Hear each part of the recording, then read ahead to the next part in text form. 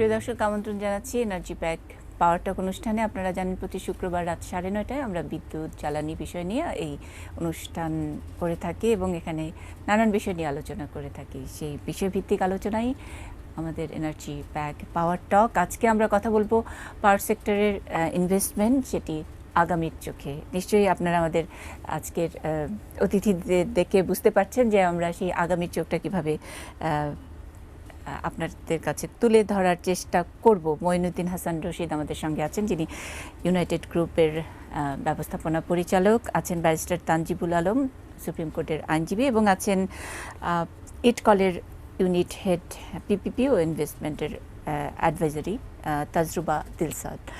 স্বাগত জানাচ্ছি আমাদের এই অনুষ্ঠানে। আজকেই বোধহয় একটু অন্যরকম করে আয়োজন করছি, মানে আগামীর চোখ, যেহেতু অপেক্ষাকৃত তরুণরা আমাদের এই পাওয়ার সেক্টর নিয়ে কথা বলবেন। কিন্তু তার আগে আমি একটু ব্যারিস্টার তানজিব, একটু আপনাকে একটু রেলিভেন্ট কেন সেটা একটু বোধহয় ব্যাখ্যা দেবার দরকার আছে। সম্প্রতি এই পাওয়ার সেক্টরের ইনভেস্টমেন্ট নিয়ে একটি কি বলবো, এটা কি একটা সামিট হয়েছিল হংকংয়ে, এবং সেখানে আপনি বাংলাদেশের হয়ে প্রতিনিধিত্ব করেছেন।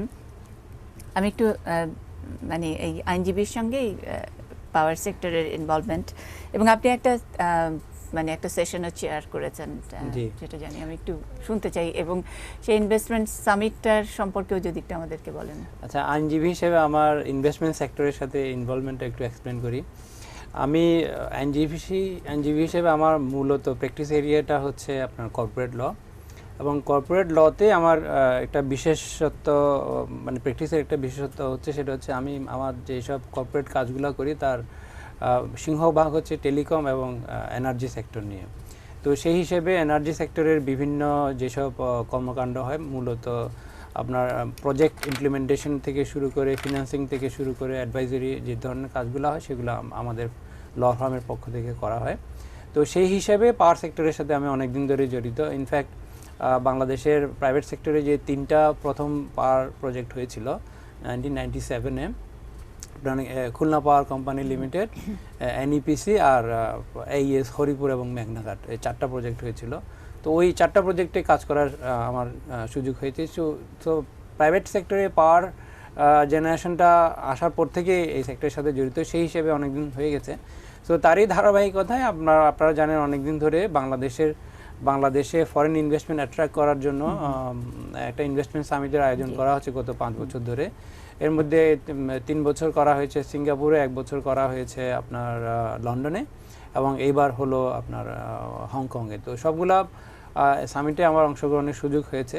তো আমরা যে জিনিসটা করার চেষ্টা করছি এই সামিটের মাধ্যমে, এখানে স্ট্যান্ডার্ড চার্টার্ড ব্যাংক এবং দ্য সিটি ব্যাংক যৌথ আপনার প্রযোজনা এই জিনিসটা হয়ে আসছে, এবং ইনভেস্ট এশিয়া বলে একটা অর্গানাইজেশন আছে হংকং বেস, তারা জিনিসটা অর্গানাইজ করে।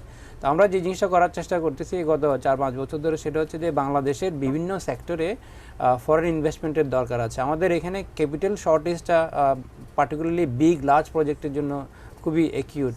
আমাদের যে ব্যাংকগুলোর যে পেড আপ ক্যাপিটালের সাইজ, এদের পক্ষে লার্জ প্রজেক্ট একা ফিনান্স করা সম্ভব হয় না।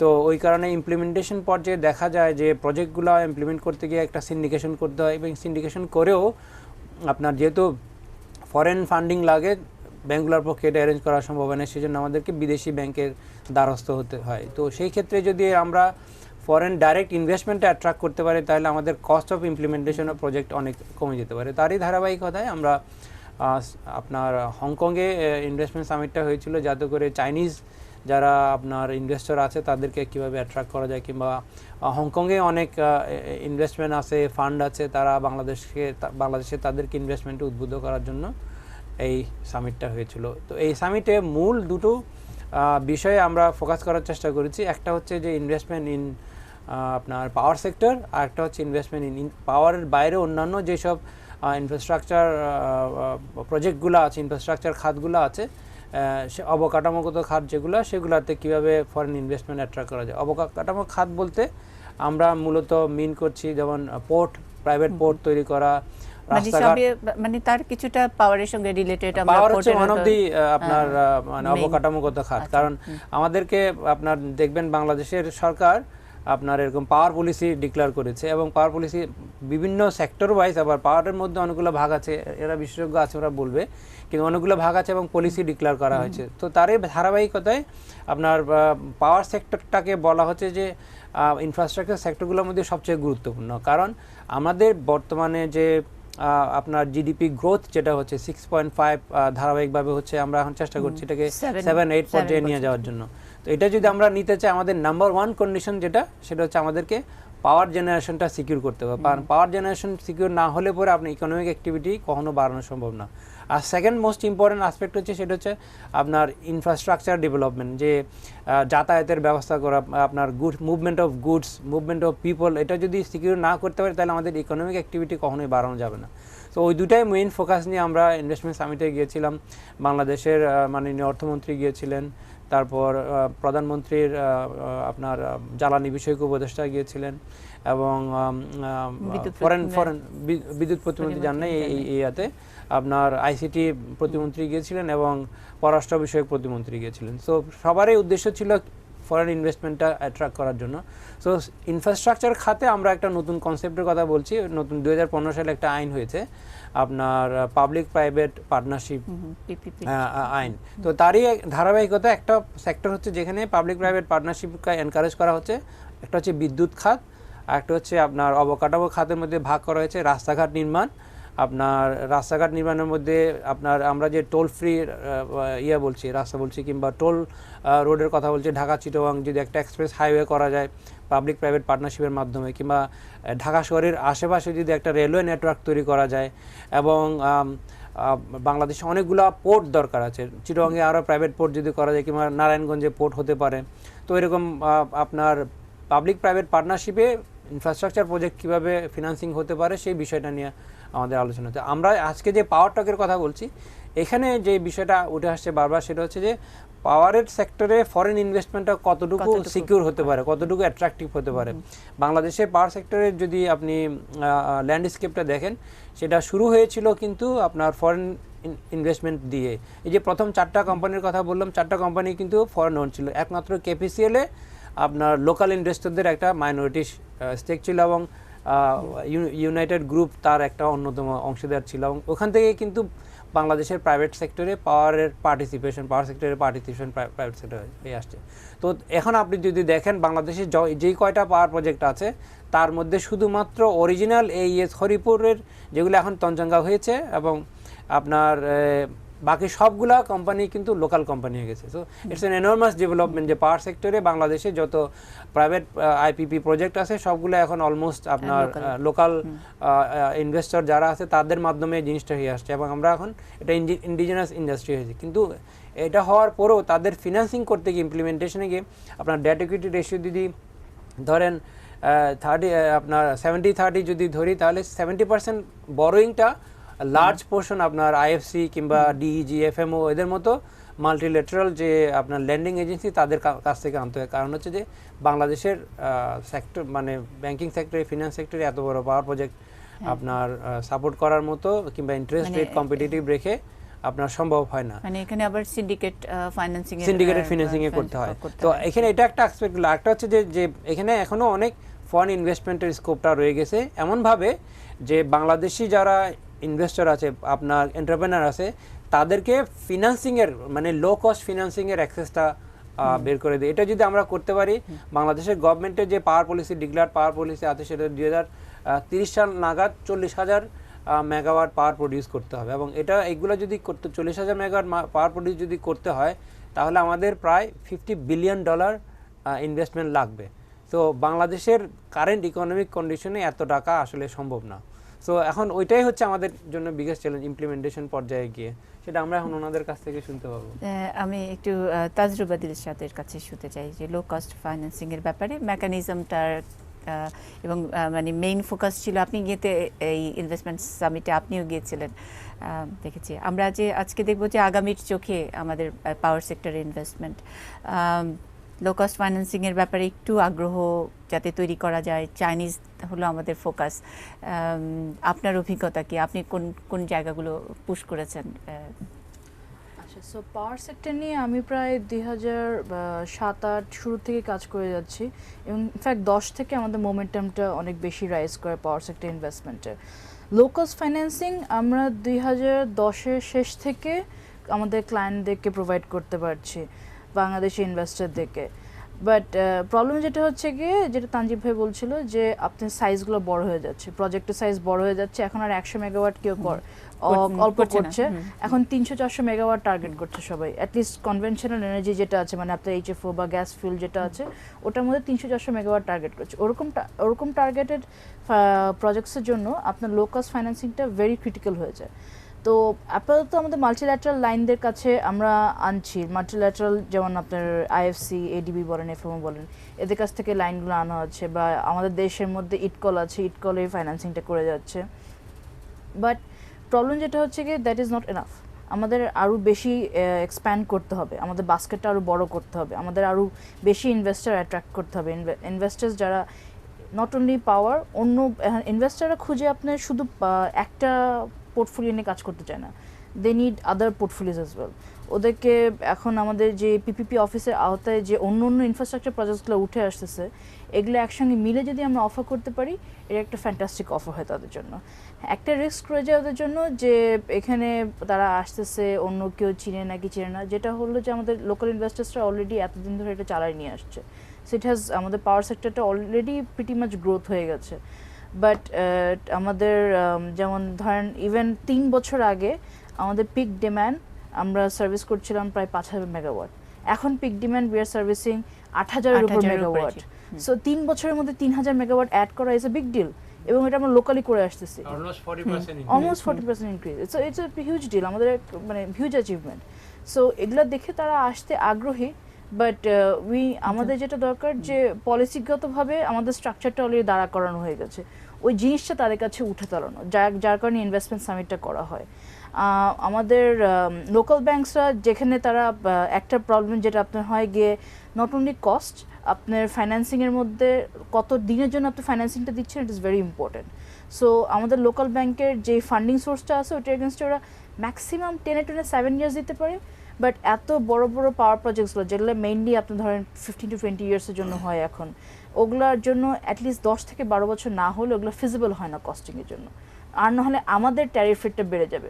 কনজিউমারের ট্যারিফ রেট কমায় রাখার জন্য পাওয়ার প্রডিউসার্সরাও তাদের ট্যারিফ রেটটা কমায় নিয়ে আসছে।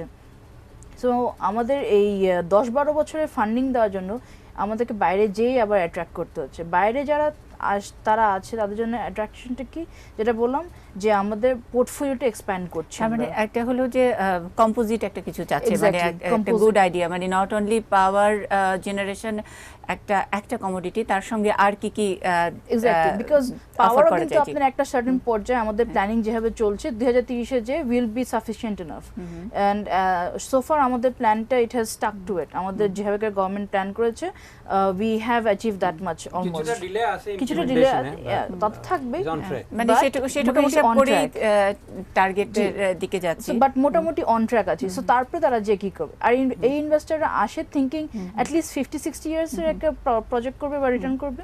সো ন্যাচারালি ওদেরকে পুরো বাস্কেট অফ প্রজেক্টস দিতে হবে। আমি একটু মঈনুদ্দিন হাসান রশিদের কাছে জানতে চাই যে তাজরুবা দিলশাদ যে জায়গায় শেষ করলেন, ওখানে যে 2030-এর মধ্যে একটা জায়গায় পৌঁছে যাব আমরা, যেই হারে আমাদের গ্রোথ এবং প্ল্যানিংটাও খুবই চমৎকার। আমরা সবসময় এই অনুষ্ঠানের আলোচনা করে থাকি, অনেক বিশেষজ্ঞরা নানা রকমের নানা মত দেন, কিন্তু শেষ তক যেটা যা দাঁড়ায় যে আমাদের আসলে গ্রোথটা আমরা খুব মোটামুটি মানে কি বলবো যে খুব আশাব্যঞ্জক একটা গ্রোথে। সেক্ষেত্রে আপনারা যে প্রাইভেট সেক্টর, আপনারা কি ভাবছেন? অনেক সময় আমার মাথায় আসে না যে আসলে এত বিদ্যুৎ দিয়ে আমরা কি করব।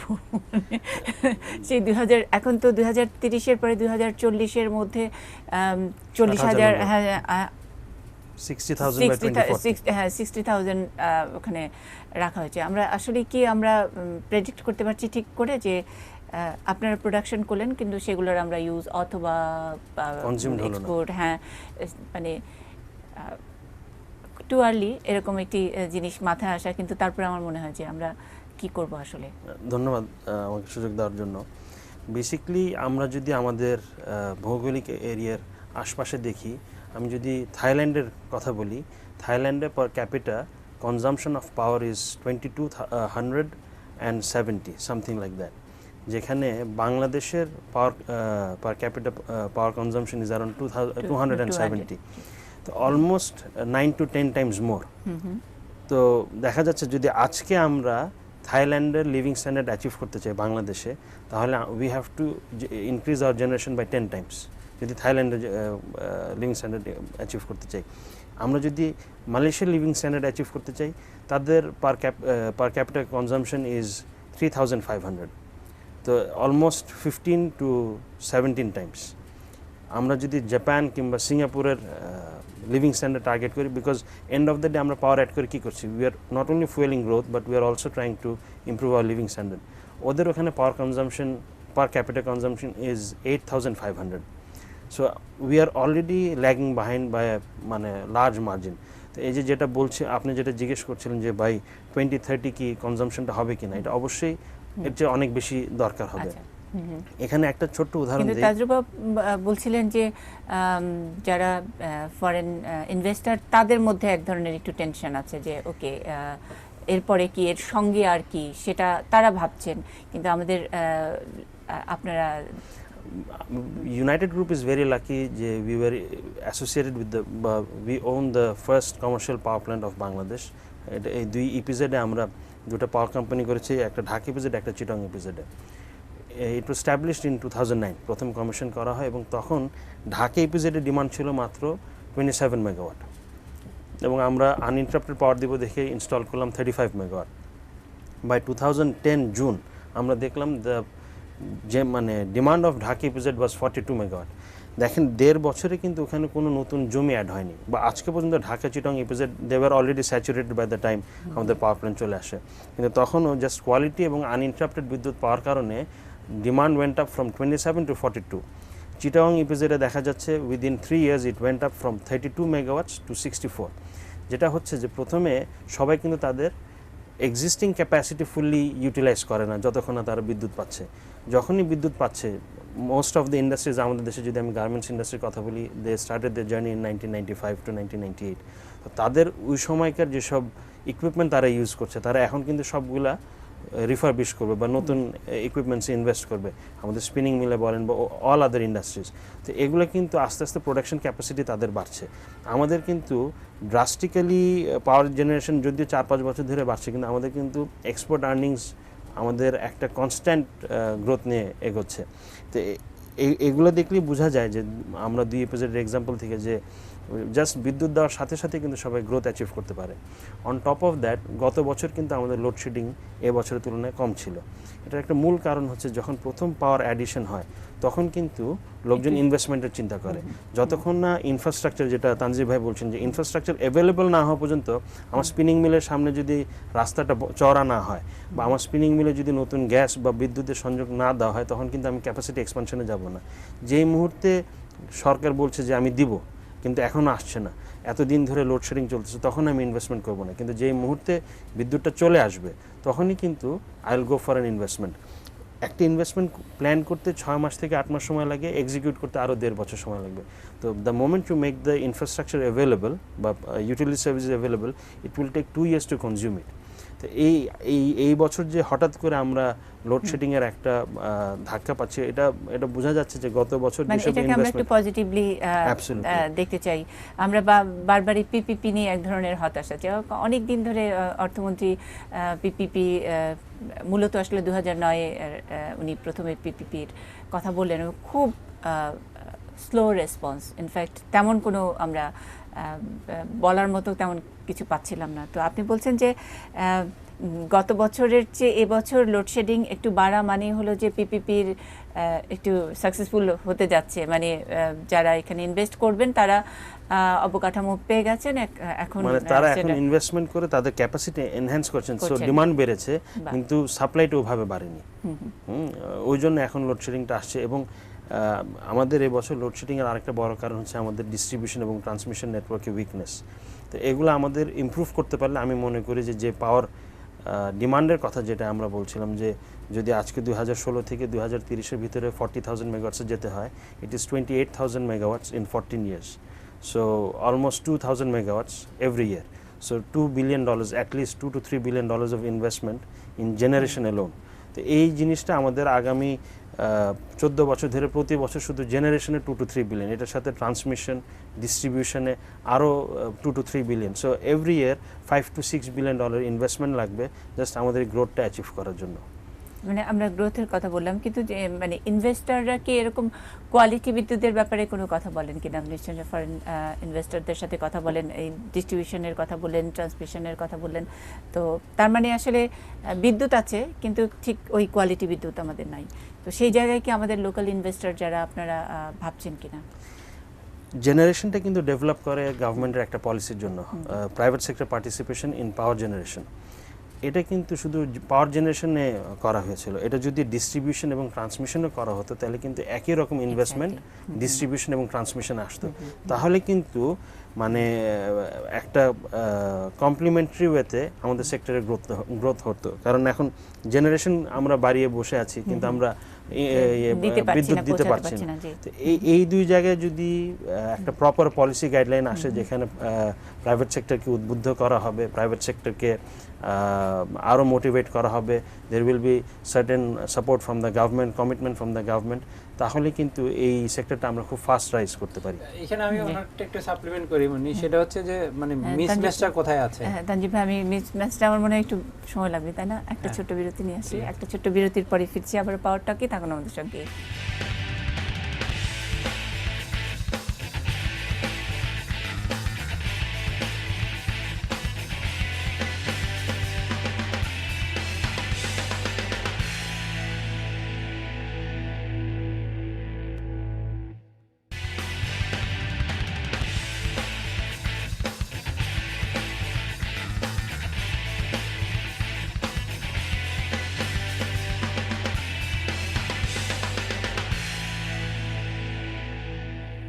দেখছেন এনার্জি প্যাক পাওয়ার টক। আমরা আজকের যে বিষয়ে রেখেছি, আজকের শিরোনাম পাওয়ার সেক্টরের ইনভেস্টমেন্ট আগামীর চোখে।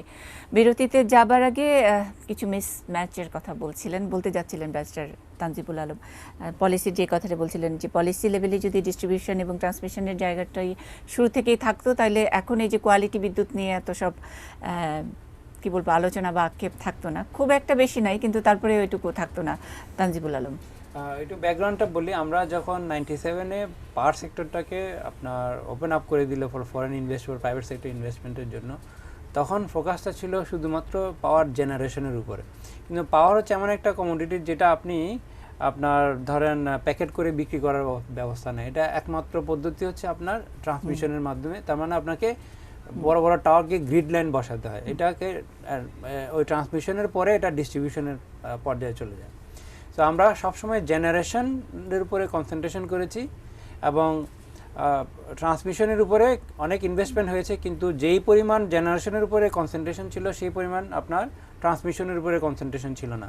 এখন যখন আপনার একটা নতুন পলিসি আসলো, সেটা হচ্ছে যে আপনার মার্চেন্ট পাওয়ার প্রজেক্ট, মানে কমার্শিয়াল পাওয়ার প্রজেক্ট। কমার্শিয়াল পাওয়ার প্রজেক্টের ধারণা হচ্ছে আপনি শুধু জেনারেশন করবেন তা না। আইপিপি যেরকম শুধু জেনারেশন করে পিডিবির কাছে বিক্রি করে, কিন্তু কমার্শিয়াল পাওয়ার প্রজেক্টের ধারণাটা হচ্ছে আপনি শুধু জেনারেশন করবেন তা না, আপনি জেনারেশন করবেন, ট্রান্সমিশন করবেন এবং ডিস্ট্রিবিউশনও করবেন, সবকিছু আপনার দায়িত্ব। কিন্তু ওই দুইটা সেক্টরে আপনার এখনো ওই ধরনের পলিসি তৈরি করা হয়নি। তো ওপেন আপ করার ফলে যেটা হয়েছে সেটা হচ্ছে যে আপনি ট্রান্সমিশন যদি করতে চান, পিজিসিবি হচ্ছে একমাত্র কোম্পানি, ভার্চুয়াল মনোপলি। আবার ডিস্ট্রিবিউশন যদি যান ঢাকা শহরের বাইরে, আপনার এটা হচ্ছে আরইবি। আরইবি আইনে একটা বিধান আছে, সেটা হচ্ছে যে আরইবি এরিয়াতে অন্য কেউ আর ডিস্ট্রিবিউশন করতে পারবে না। এখন এর ফলে যেটা হচ্ছে, আপনি একদিকে পলিসি বলছেন যে কমার্শিয়াল পাওয়ার প্রজেক্ট আমি করছি, তাদেরকে ডিস্ট্রিবিউশনের ক্ষমতা দিচ্ছি, আর অন্য আইনে বলে দিচ্ছেন যে আরইবি ছাড়া পারবেন না। এখানে হচ্ছে মিসম্যাচটা। মানে আমি আসলে একজন আইনজীবী হিসেবে আপনার কাছে জানতে চাই যে তাহলে মানে কেন এই জায়গায় একটু প্রোটেক্টিভ মনে হচ্ছে না? যে আমার মনে হয় এখানে মিসম্যাচ বলতে যেটা হচ্ছে সেটা হচ্ছে যে lack of foresight on the part of the government. যে গভর্নমেন্টের যে জিনিসটা বোঝা হচ্ছে সেটা হচ্ছে যে আপনি আরইবিকে প্রোটেক্ট করতে গিয়ে সেক্টরাল গ্রোথটাকে যদি আপনি হিন্ডার করে ফেলেন, তাহলে কিন্তু আপনার আরইবিও কিন্তু গ্রোথ হতে পারবে না। কনজিউমার এটা তো একটা গেল। একটা হচ্ছে যে কমার্শিয়াল পাওয়ার প্রজেক্টের যারা আপনার এন্টারপ্রেনার, এরা কিন্তু আপনার ঘরে ঘরে যে আপনার কনজিউমারসে তারা ওদের টার্গেট না, এরা হচ্ছে যে বাল্ক পারচেজার যারা। কারণ বাল্ক পারচেজারকে দিয়ে যে আপনি বাধ্য করেন আপনার আরবির ট্রান্সমিশন লাইন দিয়ে, তাহলে কিন্তু আবার পাওয়ার প্রজেক্ট এমন হচ্ছে যে আরবির প্রজেক্টে যদি আপনার হয় লোডশেডিং হয়, কিন্তু আপনি এখান থেকে যতই থ্রো করেন না কেন এটা যাবে না। কারণ এর ফলে যেটা হয়, আমরা যে ইকোনমিক গ্রোথের কথা বলছি এটাও কিন্তু ইনডাইরেক্টলি হ্যাম্পার্ড হচ্ছে, কারণ ওই রং পলিসির কারণে। এখন আরবির আইনে একটা বিধান করেছে যে আরবি এরিয়াতে ওরা ছাড়া আর কেউ ডিস্ট্রিবিউট করতে পারবে না। এর ফলে কমার্শিয়াল পাওয়ার প্রজেক্টগুলো এফেক্টেড হচ্ছে। আমি এখানেই মনে করি যে আইনগত একটা ত্রুটি রয়ে গেছে, আইনগত একটা মিসম্যাচ রয়ে গেছে, এটা একটা শুধরানো দরকার। এটা একটা জিনিস যেটা সেটা হচ্ছে যে ট্রান্সমিশনও আপনার প্রাইভেট ইনভেস্টমেন্টের জন্য খোলার বিষয়ে একটা পলিসি হওয়া দরকার। কারণ আমরা যে $50 বিলিয়ন প্রজেক্টের কথা বলছি কিংবা এক্সপেন্ডিচারের যে প্ল্যানের কথা বলছি, এটা পুরোটাই কিন্তু পাওয়ার জেনারেশন না। এটার ধরেন আপনার 20% মানে 20 বিলিয়ন হচ্ছে পাওয়ার জেনারেশন নিয়ে, বাকি 20 বিলিয়ন হচ্ছে কিন্তু ট্রান্সমিশন নিয়ে। মানে ট্রান্সমিশনে আমাদের হিউজ ইনভেস্টমেন্টের দরকার আছে। এবং আমাদেরকে বুঝতে হবে যে PGCB is actually capable two actually do achieve it or not. এবং আমরা যতই পাওয়ার জেনারেট করি না কেন, আমাদের ট্রান্সমিশন লাইন যদি এটা ক্যাপেবল না হয় তাহলে কিন্তু আমরা যে টিভিতে আছে সেই টিভিতে থেকে মানে পুরোটাই লস।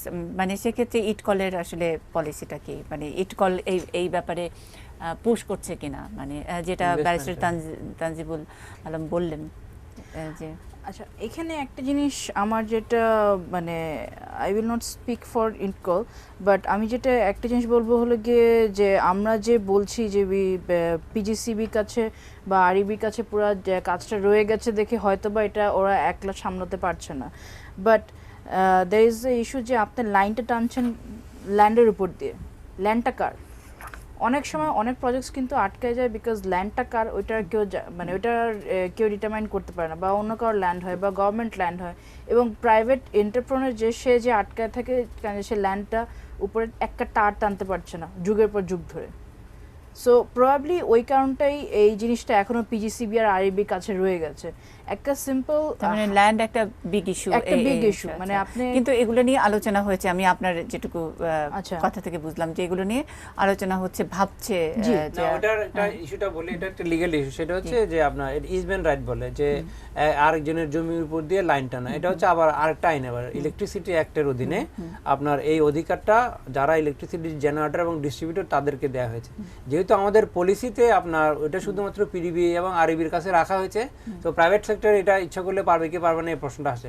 আমাদের গত 3-4 বছর ধরে আমরা নতুন একটা ইলেকট্রিসিটি অ্যাক্ট আপনার প্রমালগেশন নিয়ে কাজ করতেছি, ওইটা আসলে হয়তো এই প্রবলেমটা তার মানে এখানে কিছু ওয়ান স্টপ কিছু নাই না, মানে খালি বিভিন্ন মন্ত্রণালয়, একদিকে ভূমি একটা ইস্যু, বিভিন্ন রকমের আইন, মানে সব মিনিস্ট্রিগুলোকে ইন্টারজেক্ট ভাবে একসঙ্গে কাজ করতে হবে।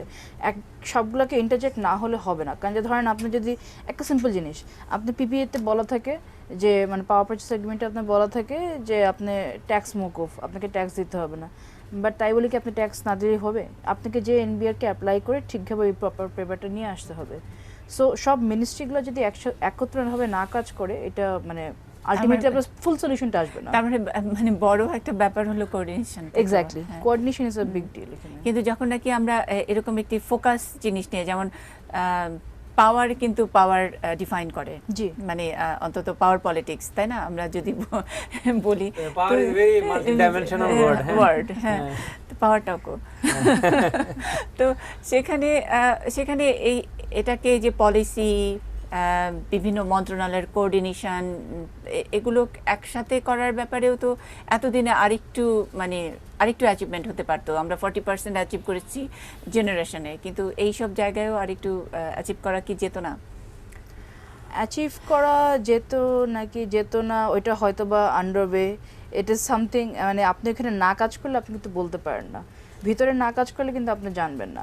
আপনি পাওয়ার সেক্টর পলিসিটা 2010-এ বানানো হয়, ওটার কিন্তু পিছনে একটা পুরো সফটওয়্যার দিয়ে ডেটা কালেক্ট করে ওইটাকে পলিসিটাকে বানানো হয়, কোথায় কত মেগাওয়াট আপনি পাওয়ার ইমপ্লিমেন্ট করবে, দ্যাট ইজ ওইটা ভাবে করে বানানো হয়। কিন্তু আলটিমেটলি এটার রেজাল্টগুলো কিন্তু আস্তে আস্তে 4-5 বছর লেগে গেছে।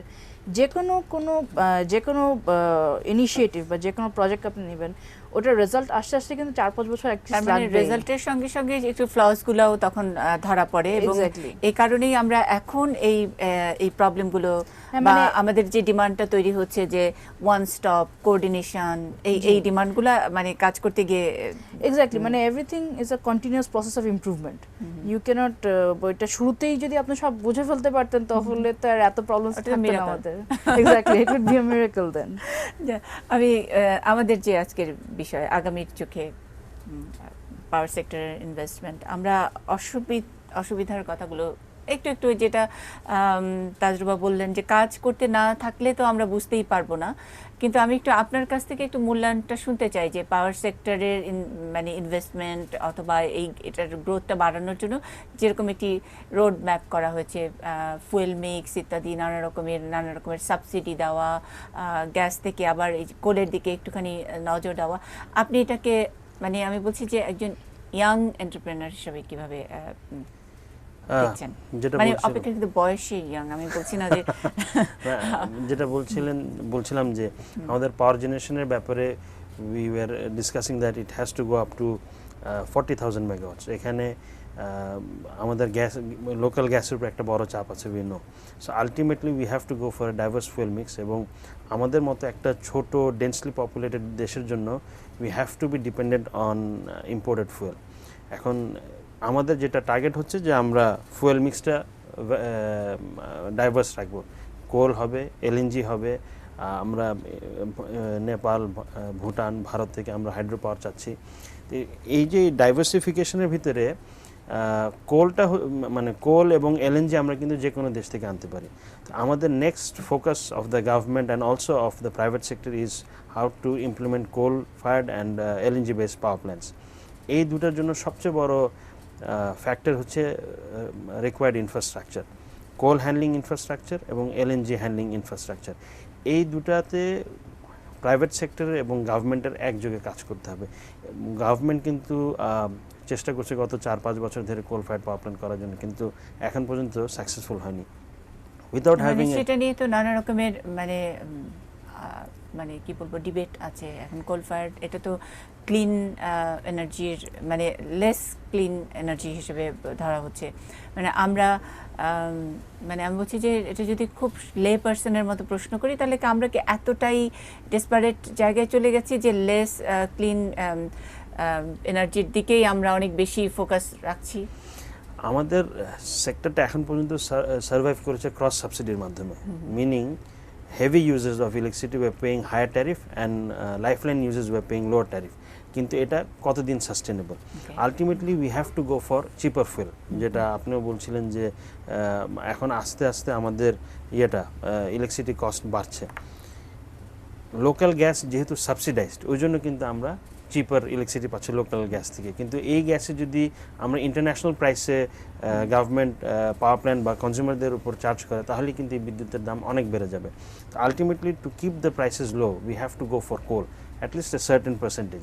এবং this is the dirtiest fuel, but এখন কিন্তু টেকনোলজি অনেক ইমপ্রুভ করেছে, যেখানে এটাকে অনেক ক্লিন করা যাবে। It will not be absolutely clean, but এটাকে অনেক ক্লিন করা যাবে। But we have to go for coal, মানে it is not an option. আমরা এখন সোলার পাওয়ারের কথা বলি, উইন্ড পাওয়ারের কথা বলি, এগুলো কিন্তু স্টেডি লোডকে সাপ্লাই করতে পারে। একটা ইন্ডাস্ট্রিয়াল লোড, একটা হঠাৎ একটা মোটর চালু হলো, একটা পাম্প চালু হলো, এটার যে ফোর্সটা লাগে এটা কিন্তু এই রিনিউয়েবল এনার্জি দিয়ে সম্ভব না। এটার জন্য কিন্তু আপনার হেভি ডিউটি জেনারেশনে লাগবে।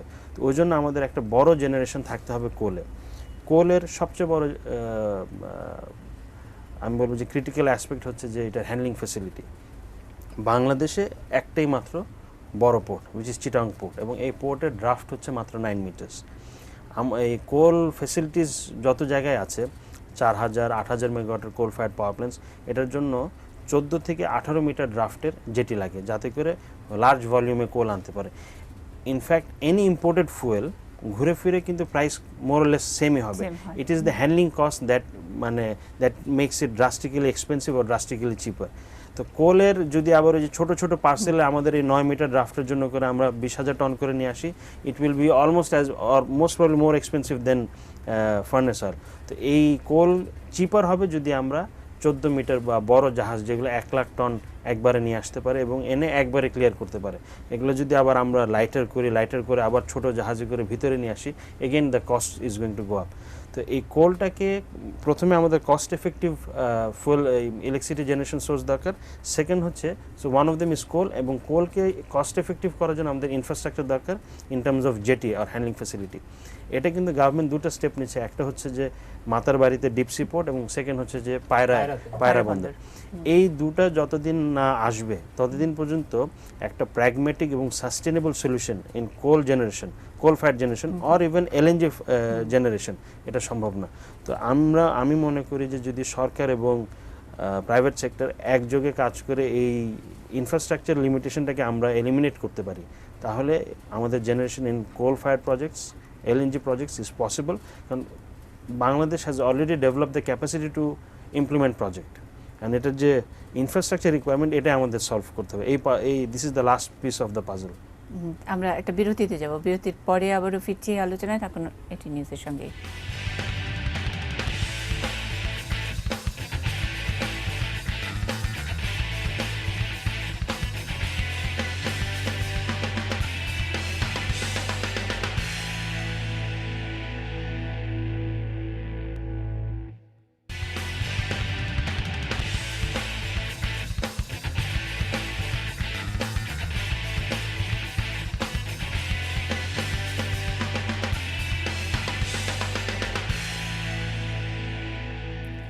এনার্জি প্যাক পাওয়ার টক দেখছেন। আমাদের আজকের বিষয় পাওয়ার সেক্টর ইনভেস্টমেন্ট আগামীর চোখে। সঙ্গে আছেন ইউনাইটেড গ্রুপের ব্যবস্থাপনা পরিচালক মঈনুদ্দিন হাসান রশিদ, আছেন ব্যারিস্টার তানজিবুল আলম এবং ইটকলের unit head PPP and investment অ্যাডভাইজারির ইউনিট হেড তাজরুবা দিলশাদ। বিরতিতে যাবার আগে শেষ করেছেন মঈনুদ্দিন হাসান রশিদ, আমিও তারই সূত্র ধরে পায়রা মাতার বাড়ি মানে অবকাঠামোগত কিছু প্রিপারেশন আছে এবং সেগুলো হলেই আমরা মোটামুটি এই যে 2030, 2040 ইত্যাদি লক্ষ্যমাত্রার দিকে মোটামুটি ওই 40% গ্রোথে হয়তো যেতে পারবো, সেটা কিছুটা ইঙ্গিত দিয়েছেন। কিন্তু এই যে এর মধ্যবর্তী সময়টায় এখানে কোনো প্ল্যানিং আছে কিনা? মধ্যবর্তী সময়ে আমরা এখন যেটা দেখতে পাচ্ছি যে আপনাদের কনভেনশনাল ফিউলেরই আরও বেশি ইসে চলে যাচ্ছে, আরও বেশি পাওয়ার প্ল্যান্ট দেওয়া হচ্ছে আইপিপি বেসিসে, ইন্ডিপেন্ডেন্ট পাওয়ার প্ল্যান্ট বেসিসে। আরও আপনার এইচএফও অথবা গ্যাসটা এখন কম দেখছি, বিকজ আই থিঙ্ক সাপ্লাই নিয়ে একটু ইস্যুস আছে, বাট এইচএফওটা দেখছি বেশি। তারপরে আপনার রিনিউয়েবল এনার্জিতে একটা ভালো চাঙ্ক আসছে, মানে ইভেন দো এটা অত বেশি হবে না, বাট স্টিল 300 থেকে 400 মেগাওয়াট অ্যাড করা ইন 3 to 4 ইয়ার্স একটা প্ল্যান আছে, এবং ইটস মোটামুটি সাস্টেনেবল প্ল্যান। আমরা অলরেডি দেখেছি 3-4টা projects are going live slowly.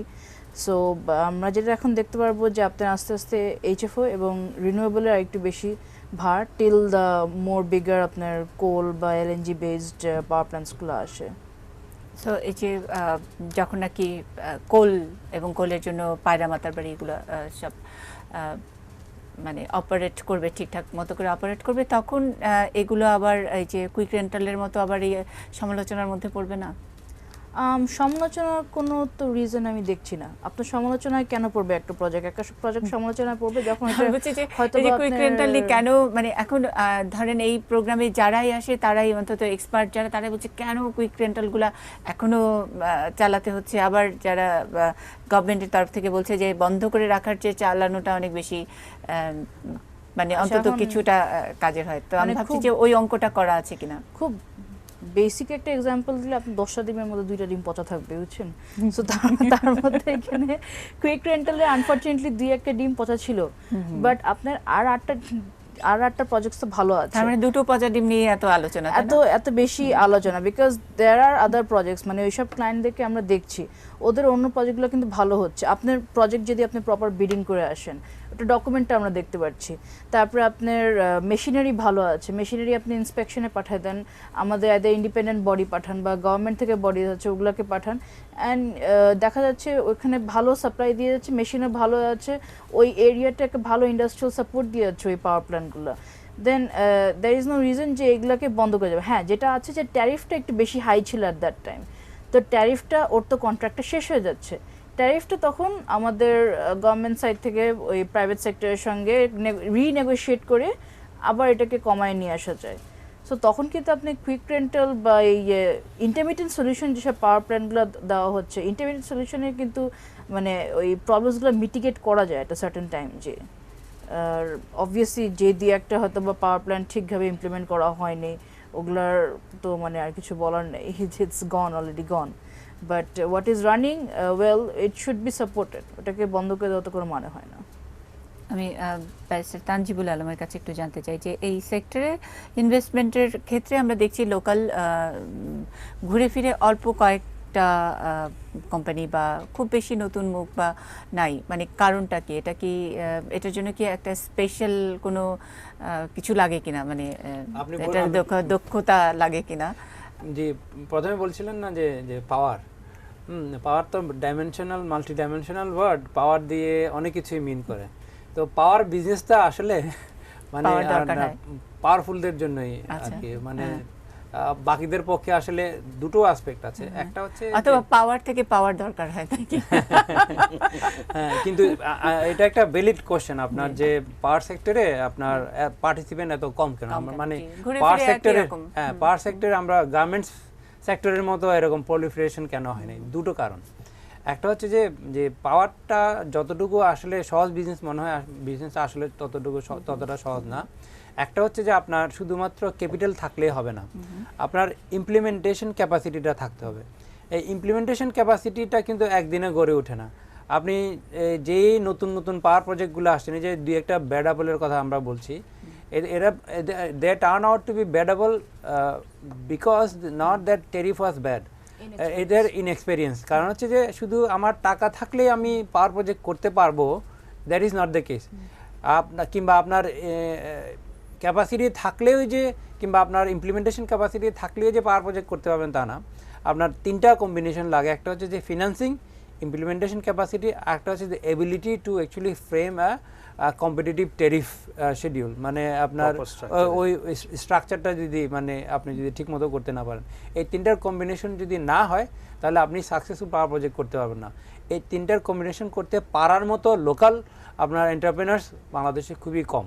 কিন্তু আসার কথা যেটা, সেটা হচ্ছে যে যারা একটা পাওয়ার প্রজেক্ট শুরু করেছিল, কুইক রেন্টাল যারা শুরু করেছিল, ওরা অনেক ঠেকে অনেক কিছু শিখেছে। আস্তে আস্তে আশা করা যায় হয়তো ভবিষ্যতে এই প্রবলেমটা সলভ হয়ে যাবে। কিন্তু তারপরেও যে চ্যালেঞ্জটা মূলত থেকে যাবে সেটা হচ্ছে আপনার এবিলিটি টু ইনভেস্ট। আপনি পুরো টাকাটা আপনি ব্যাংক থেকে লোন নিয়ে যদি পাওয়ার প্রজেক্ট করতে যান, তাহলে আপনার টেরিফ কম্পিটিশনে প্রজেক্টটা ভায়াবল হবে না। আপনাকে সাধারণত যেটা দেখা যায়, যেটা বলছিলাম প্রথম, যে ডেট ইকুইটি রেশিওটা 70-30 হলে একটা সেফার মার্জিন হয়। কিন্তু 70-30 বিগ প্রজেক্টে যদি আপনি 300 মেগাওয়াট পাওয়ার প্রজেক্ট করেন, এই 30% ইকুইটি রিকোয়ারমেন্টটাও মিট করার মতো বিজনেস হাউস বাংলাদেশে খুবই কম। কিংবা এটাকে যদি আপনি 20%-এর নামায় নিয়ে আসেন, তাহলে কিন্তু আপনার ডেট সার্ভিসিংটা অনেক কঠিন হয়ে যায়। কারণ আপনাকে তখন বেশি টাকা বড় করতে গিয়ে আপনার হায়ার ইন্টারেস্ট রেট যেহেতু আছে, এখানে আমরা লো কস্ট ফিন্যান্সিং পাচ্ছি না। তো সেই জন্য আপনার দেখা গেল আপনি 10 টাকা ইনকাম করেছেন, তার 9 টাকা 90 পয়সা আপনার প্রজেক্টের রানিং এবং ডেট সার্ভিসিংয়ে চলে যাচ্ছে। তখন আপনার 10 পয়সা দিয়ে আপনার আর আপনি যে টাকাটা ইনভেস্ট করেছিলেন ওটা প্রপার রিটার্নটা হচ্ছে না। তো ওই কারণেই মঈনুদ্দিন হাসান সাহেব যেটা বলছিলেন সেটা হচ্ছে যে ইভেন যদি কোল প্রজেক্টেও আপনি করেন, কোল ইজ দ্য আপনার ডার্টিয়েস্ট ফুয়েল এবং চিপেস্ট ফুয়েল। আপনি চিপ জিনিস পাচ্ছেন বলতেন, কিন্তু বাকি যে অংশটুকু ট্রান্সপোর্টেশনে যে আপনার যদি এক্সপার্টিস না থাকে কিংবা আপনার প্রজেক্ট ইমপ্লিমেন্টেশনের ক্যাপাসিটি না থাকে, তাহলে কিন্তু ওই চিপেস্ট জিনিসটা অনেক এক্সপেন্সিভ হয়ে যায়। মানে আপনি এক জায়গায় বলছিলেন যে এটা খুব একটা সহজ বিজনেস না। আমি আসলে নিশ্চয়ই মানে লোকজন যারা খুব বোঝেন তারা আমার কথায় হতাশ হবেন যে এরকম একটি কথা, মানে এরকম একটা প্রশ্ন কীভাবে জিজ্ঞেস করলাম। আমি কম বুঝি বলে এটা আমার সাবমিশন, যে বিজনেস, এখানে বিজনেসটা কোথায় পাওয়ারে? যেমন ধরেন শুরুতেই আমি কিছুদিন আগে একজন ব্যাংকারকে প্রশ্ন করেছিলাম, শুরুর যে রিস্ক সেটা আমার লোকাল ব্যাংক নিচ্ছে, তারপরে যখন একটা বড় হয়ে যাচ্ছে তখন এটা স্ট্যান্ডার্ড চার্টার্ডের মতো বড় বড় ব্যাংকগুলো এগিয়ে আসছে, বা আমি জানি না ফরেন, হ্যাঁ এইচএসবিসি আছে কিনা। অবকাঠামোর কথা বারবারই বলছি, সে তো গভর্নমেন্টই করে দিচ্ছে, এটা উন্নয়নের জন্য সব কিছু করে দিচ্ছে। আসলে তাইলে আসলে যারা এই পাওয়ার সেক্টরে বিজনেস করছেন তারা আসলে কি কি ইনভেস্ট করছেন? মানে আমি এটা আমরা একটু how to জানতে say চাই। that- ওকে, মানে যে তাহলে তাদের স্পেশালিটিটা কি? টাকা তো ব্যাংকের, না, টাকা ব্যাংকের না, অবকাঠামো পুরো গভর্নমেন্টের, পুরো কিছু টাকা ব্যাংকের না। কিছু আপনার পলিসির সুবিধা কিছু দিচ্ছে। ইভেন এতদিন ধরে তো মানে যে সবচেয়ে চিপেস্ট এবং গভর্নমেন্ট একেবারে সাবসিডি দিয়ে ফুয়েল দিচ্ছে, গ্যাসের উপরে ছিল এতদিন ধরে, তাই ছিল। তো আমি বলছি যে নো রিস্ক নো গেইন, তারপরে এখানে তো রিস্ক ফ্যাক্টরটা একটু কমই দেখতে পাচ্ছি, কিন্তু তারপরেও কেন আসতে পারছে না? শুরুতে যদি আমি বলি, সেটা প্রথমে যেটা বলেছিলাম, power actually equals to power in both meanings. সেটার মধ্যে মানে যেটা মিনিংটা most- এখন যে যার মতন করে আপনার একটা হচ্ছে যে power to actually arrange a financing, that is also a big capacity. এই যে যেমন ধরুন আমরা বলছি যে লোকাল ব্যাংকগুলা প্রজেক্ট ইমপ্লিমেন্টেশন রিস্কটা নিচ্ছে।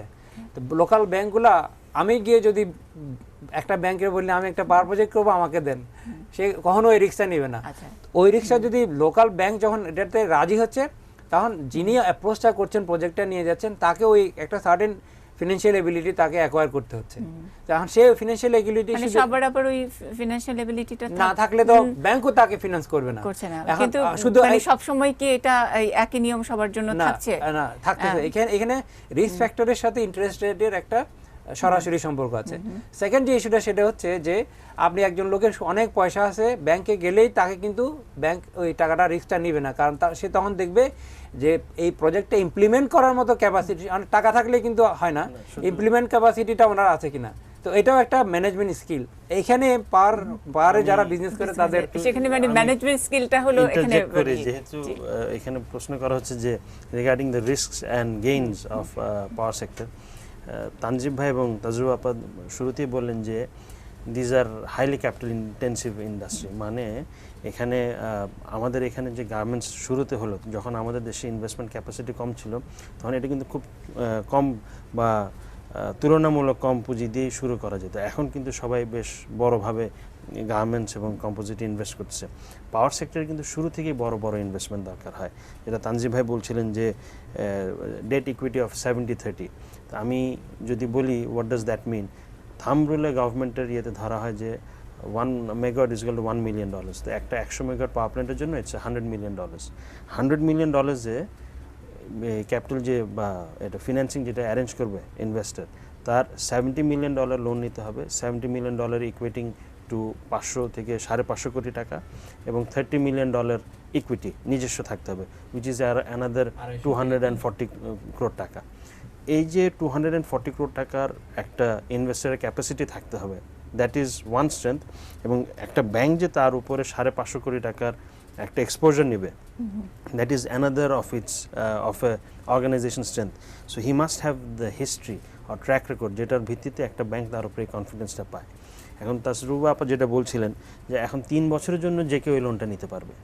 3 বছরের জন্য যদি লোনটা নিই, তখন কিন্তু যে ট্যারিফ দরকার হবে that will be very high. এটাকে যদি 3 বছরের পেমেন্টে যদি 12 বছরে ভেঙে করা হয়, তখন কিন্তু এই ট্যারিফটাকে একটা সহনীয় লেভেলে রাখা যাবে, যেটা দেশের জন্য বা জনগণের জন্য, জনসাধারণের জন্য, কনজিউমারের জন্য এটা সহনীয় হবে। সো দ্য রিস্ক ইজ, যেটা তানজিব ভাই বললেন, নট অনলি ইমপ্লিমেন্টেশন, তারপরে এই লোনের টেনিয়ার যদি এটা 12 বছর লোন হয়, ততদিন the developer has to make sure the plant is available, প্ল্যান্টটা ইলেকট্রিসিটি দেওয়ার জন্য প্রস্তুত whenever the grid requires. এখন বিদ্যুৎ পেমেন্ট কিন্তু বাংলাদেশ সরকার এবং বিপিডিবি এটা খুব স্মার্টলি করেছেন যে তারা প্ল্যান্টকে যখন দরকার তখন বিদ্যুৎ নেবেন এবং তারা প্ল্যান্টকে স্ট্যান্ড বাই রাখবেন। যখন প্ল্যান্ট ইলেকট্রিসিটি প্রডিউস করবে, ওটার জন্য আলাদা পেমেন্ট দিবেন, আর ক্যাপিটাল সার্ভিসিংয়ের জন্য একটা আলাদা ফিক্সড পেমেন্ট প্রতি মাসে দিয়ে যাবেন, which is মোরলেস A rental concept, যেটাকে আপনারা বলেন। এই যে প্রতি বছর একটা প্ল্যান্টকে মেনটেন্যান্স করতে হবে, আমরা গভর্নমেন্ট প্ল্যান্টস নিয়ে কী বলি যে 10 বছর পর বা 15 বছর পর বা 20 বছর পর the plant loses it's efficiency, it's efficacy, availability. একটা প্ল্যান্ট যেটা 100 মেগাওয়াট ছিল, 10 বছর পর দেখা যাচ্ছে 70 মেগাওয়াট জেনারেট করছে।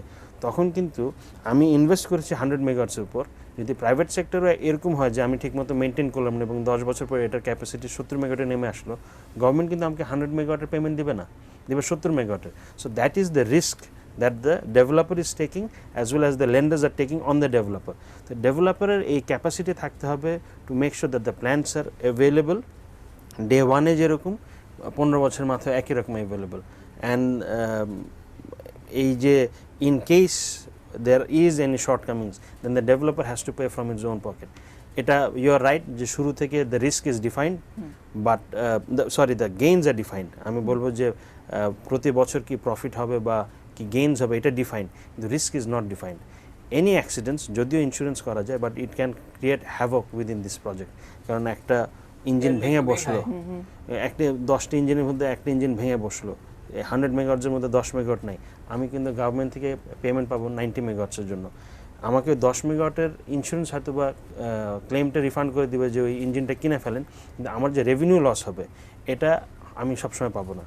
এটাকেও ইনশিওর করা যায় বাট দেন এগেইন এইগুলোর কস্ট আস্তে আস্তে বাড়তে থাকে এবং আমাদের দেশে ওই ক্যাপাসিটিটাও এখনো ডেভেলপড হয় না ইন্স্যুরেন্স। তার মানে আসলে যে উদ্যোক্তাদের মেইন ইনভেস্টমেন্টটা যদি বলি যে আদার দেন ক্যাপিটাল বা তার চেয়ে বড় হলো যে অনেক বড় রিস্ক নেয়ার একটা রিস্কটা একটা হচ্ছে এবিলিটি টু ইমপ্লিমেন্ট। মানে বেসিক্যালি আপনার যে কোনো প্রজেক্টের 4-5টা এরিয়া থাকে, আপনার লিগ্যাল এরিয়া থাকে, ফাইন্যান্সিয়াল এরিয়া থাকে, টেকনিক্যাল থাকে, ম্যানেজমেন্ট থাকে এবং এখন এনভায়রনমেন্টাল এরিয়াও থাকে। তো এই 5টা এরিয়ায় যে কোনো ইনভেস্টর পাওয়ার সেক্টরের জন্য স্পেশালি এই 5টা area that investor must be expert in that area. তাকে দক্ষ না হলে সে অন্য লেন্ডার বলেন বা লিগ্যাল কাউন্সিল বলেন বা আপনার ইঞ্জিনিয়ার বলেন বা আপনার যে মেশিনারি সাপ্লায়ার বলেন, তার সঙ্গে সে ঠিকভাবে ডিল করে আসতে পারবে না। সে ফাইন্যান্সিয়াল ফিজিবিলিটি না বুঝলে ঠিকভাবে ট্যারিফ রেট অ্যাপ্লাই করতে পারবে না। সে টেকনিক্যাল ক্যাপাসিটি না থাকলে তাহলে ইপিসি কন্ট্রাক্টরকে সে ওভারপে করে চলে আসবে। মানে it's all about good management, মানে সব দিক থেকে manage Experience. All those Very 5 strong segments the investor must be an expert in. যাই হোক, সেটাকে আমরা অন্যভাবে যদি ডিফাইন করতে চাই করলেও করতে পারি, অথবা আমরা এখন ইনভেস্টারই বলছি পাওয়ার সেক্টরে। একটা ছোট্ট বিরতির পরে আবারও ফিরছি আলোচনায়, থাকুন এটি নিউজের সঙ্গে।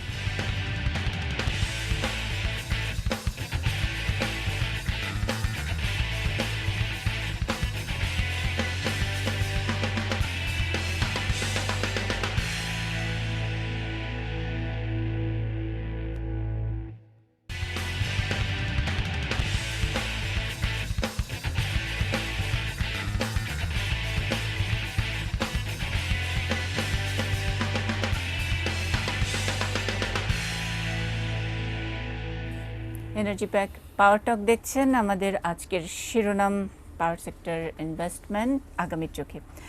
আমাদের সঙ্গে ইউনাইটেড গ্রুপের ব্যবস্থাপনা পরিচালক মঈনুদ্দিন হাসান রশিদ আছেন সুপ্রিম কোর্টের আইনজীবী ব্যারিস্টার তানজিবুল আলম এবং ইটকলের ইউনিট হেড পিপিপি ও ইনভেস্টমেন্ট অ্যাডভাইজারির তাজরুবা দিলশাদ।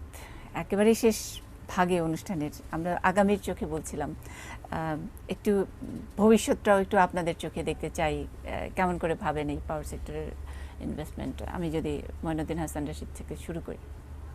অনেকটা রিপিট করাই হবে কারণ আমরা অনেক দূর বলে ফেলেছি। আলটিমেটলি আমি দেখতে চাই যে এখানে প্রাইভেট সেক্টর আরও অনেক বেশি পার্টিসিপেশন। এখন private sector is generating 46% of total generation, কিন্তু এটা কিন্তু 2009-এর আগেও মাত্র আমি মনে লেস দেন 5% বা 10% ছিল না। এই যে গ্রোথটা হয়েছে এটা কিন্তু মেজরিটি বা আমরা 2009-এর পর থেকে যে পাওয়ারটা গভর্নমেন্ট গ্রিডে অ্যাড করেছে বেশিরভাগ কিন্তু প্রাইভেট সেক্টর থেকে এসেছে।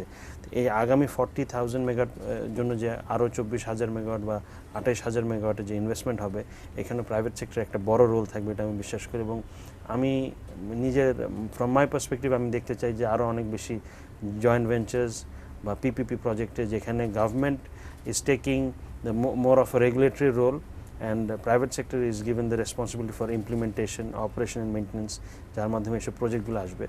আমি আরও দেখতে চাই যে ট্রান্সমিশন এবং ডিস্ট্রিবিউশনটাকে ওপেন আপ করা হবে।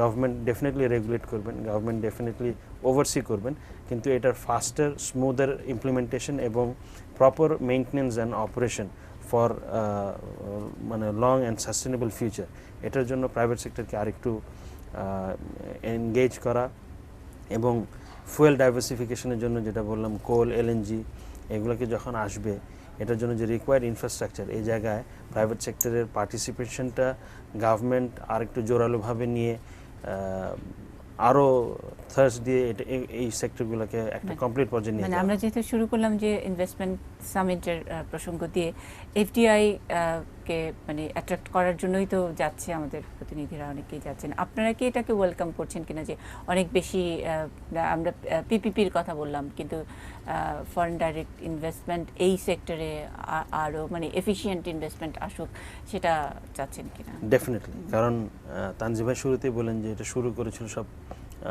মাল্টিন্যাশনালসরা, এবং আমরা কিন্তু এই কালচারটা বা এই সেক্টরটা তাদের কাছ থেকে ইনহেরিট করি, তাদের কাছ থেকে আমরা শিখতে পারি।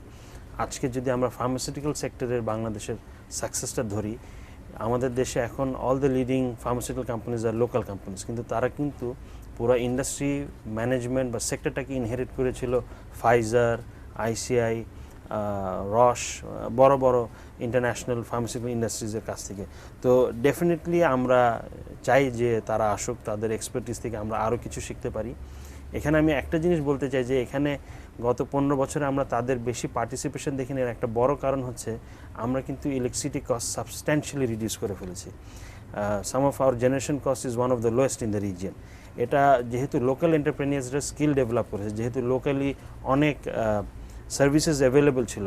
আগে তো একটা ছোট কনসাল্টিংয়ের জন্য বাইরে যাওয়া লাগতো, ছোট ছোট অপারেশন অ্যান্ড মেনটেন্যান্স। আমাদের এখানে ফার্স্ট পাওয়ার প্ল্যান্ট, যেটা কেপিসিএলের কথা তানজিম ভাই বললেন, ফার্স্ট প্ল্যান্ট ম্যানেজার এবং অপারেটর কিন্তু বিদেশি ছিল। তো we were paying to them in dollars. এখন এটা টাকায় আমরা পে করছি। তো এই যে কস্টগুলো যে আমরা কমিয়ে নিয়ে আসতে পারছি, যদিও কুইক রেন্টাল নিয়ে অনেক কথা, কিন্তু কস্টটা কমিয়ে নিয়ে আসতে পারার কারণেই কিন্তু ফরেন ইনভেস্টাররা আসতে পারছে না। বাট আদারওয়াইজ আমি বলবো যে this is one of the most successful sectors where the government as a whole, not only BPDB, the finance ministry, they have never failed or defaulted in any of their commitments. বাংলাদেশের private সেক্টরে history হচ্ছে 1997 থেকে KPCL দিয়ে এই সেক্টরের যাত্রা শুরু। আজকে পর্যন্ত KPCL has been in operation for last 18 years ধরে বিল পাচ্ছে। যখন এটা সাইনিং হয় তখন oil prices was one of the lowest, oil prices was less than $30 a barrel, এবং ডলার তখন 40 টাকা ছিল। বাট যখন অয়েল প্রাইসেস হয়ে গেল অলমোস্ট $100 a barrel এবং ডলার চলে গেল 80 টাকা, তখনই কিন্তু গভর্নমেন্ট তার কমিটমেন্টে ফেল করেনি। So that this are glaring examples for foreign investors, যে তারা এখানে আসলে তাদের কারেন্সি রিস্কটা গভর্নমেন্ট মিটিগেট করে দিচ্ছে। At the same time there is a proper track record, যেখানে কোনো ফেলিয়ার নেই। এই সাবকন্টিনেন্টে কিন্তু এরকম হিস্ট্রি আর অন্য কোনো দেশের নেই, which I'm very proud to say. So ওই দিক দিয়ে আমি বলবো যে if you ask IFC, DG or even Standard HSBC যার কথা বলছেন, তাদেরকে যদি আপনি জিজ্ঞেস করেন যে এই ট্র্যাক রেকর্ড কি আর কারো আছে কিনা, যে গভর্নমেন্ট কন্ট্রাক্ট সাইন করার পর they have not gone back. অনেক সময় গভর্নমেন্ট কিন্তু পার্শ্ববর্তী দেশে দেখা গেছে যে they have not continued with the contract. So এই যে এই কমফোর্টটা, this is a very big comfort for our foreign friends. So if they are competitive enough, I'm sure they'll come. Okay. খুবই ছোট করে বলতে হবে, সময় একেবারেই শেষ। তাজরুবা দিলশাদ, আগামীর চোখে একেবারে ভবিষ্যৎ প্ল্যানিংটা কি স্বপ্নটা দেখেন এই সেক্টরের? ওয়েল, অলমোস্ট আমার পার্টনাররা এখানে যারা আছেন they have summed up everything together. But আমার যেটা বলা আছে যে it's a very positive outlook. আমি যেখানে কাজ করি ইটকল, ওইখান থেকে আমাদের প্রায় 15% ইনভেস্টমেন্ট স্টেক আছে in the private sector power plant financing. So and we are increasing. So it shows যে হ্যাঁ we have a very positive outlook in this segment. আমাদের যেভাবে করে প্ল্যানটা করা ছিল, very little deviation ওই পাওয়ার সেক্টর প্ল্যান থেকে হয়েছে। Growth is still very positive. আমাদের আপনি যেটা প্রজেকশন করছেন 2030-তে we are projecting যে maybe we will be able to fill up the demand gap, but the way we are growing, আমাদের ইকোনমি যেভাবে গ্রো করছে এবং the way we are targeting ourselves, probably ওখানে তখন fill up হবে না, we'll need even more power. So the way things are, it's a very positive outlook, and I think not only foreign direct investors, foreign investors as in lenders are more eager এখন, কারণ যে it's a very set out segment. It's a very for lenders, foreign lenders at least, খুবই risk free segment হয়ে যাচ্ছে আস্তে আস্তে। যারা expert আছে তারা এটা করে যাচ্ছে, এবং so far we spoke of bad apples, we have 2 or 3 bad apples maximum, and despite that we've had 40-50% growth.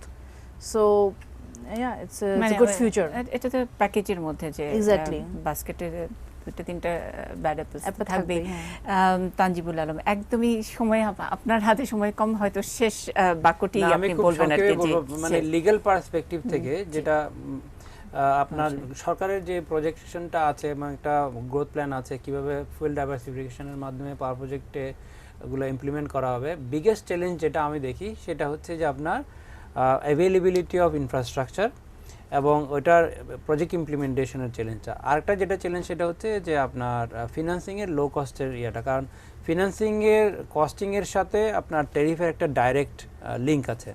তো এখন আমরা যেটা দেখেছি যে কেন আপনি বলছিলেন যে পাওয়ার প্রজেক্টে কিংবা পাওয়ার সেক্টরে ইনভেস্টমেন্ট, ফরেন ইনভেস্টমেন্ট করলে ফরেন ল্যান্ডার এখন কমফোর্টেবল ফিল করে, এটা একমাত্র কারণ হচ্ছে যে আইপিপির ক্ষেত্রে একটা ইমপ্লিমেন্টেশন এগ্রিমেন্ট সাইন হয়। ওই ইমপ্লিমেন্টেশন এগ্রিমেন্টে আপনার থ্রু পিডিবি গভর্নমেন্ট একটা সভরেন গ্যারান্টি টাইপের দিচ্ছে যে যদি বড়োয়ার কখনো ফেল করে তাহলে ল্যান্ডারকে পেমেন্টটা পিডিবি আসলে মিট করবে, প্রোভাইডেড আপনার প্রজেক্টের আদার ইমপ্লিমেন্টেশনগুলো আপনার স্যাটিসফ্যাক্টরিলি আপনার অ্যাভেলেবল। সো এই পার্সপেক্টিভ থেকে আমরা যেটা দেখতে চাই আমরা ফিউচারের গ্রোথের জন্য সেটা হচ্ছে যে ইনফ্রাস্ট্রাকচারটা প্রপারলি ডেভেলপ করা এবং আপনার এফিসিয়েন্সিটাকে আরও একটু এনহান্স করে কস্টিংটা নামায় নিয়ে আসা। যদি কস্টিংটা যদি নিয়ে আসা না যায় তাহলে কিন্তু আমরা মানে 2030-তে 40,000 মেগাওয়াট পাওয়াটা খুব কঠিন হয়ে যাবে।